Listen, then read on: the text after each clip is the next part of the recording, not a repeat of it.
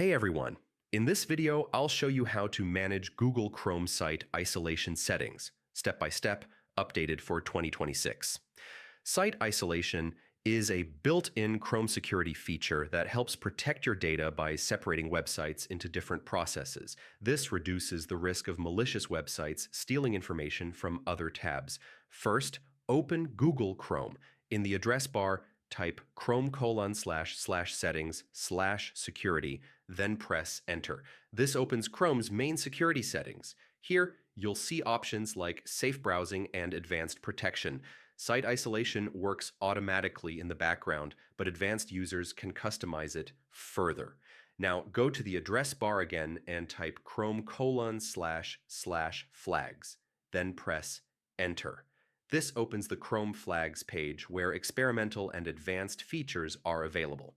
At the top, use the search bar and type site isolation.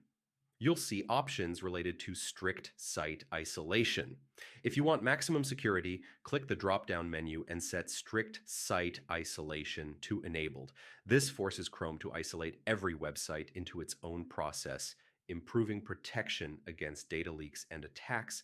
After making changes, click Relaunch to restart Chrome. Restarting is required for the setting to take effect. Keep in mind, enabling strict site isolation can slightly increase memory usage. If your system has limited RAM, test this setting and monitor Chrome's performance. If you notice slowdowns or issues, you can always return to chrome://flags and set the option back to default. You can also click Reset All to Default at the top to undo all changes instantly. For most users, Chrome's default site isolation is already strong. Advanced users can enable strict isolation for extra security, especially when browsing sensitive or work-related websites. And that's it. This is how you manage Google Chrome site isolation settings safely and effectively. If this guide helped you, like the video, share it and subscribe for more step-by-step Chrome security tutorials.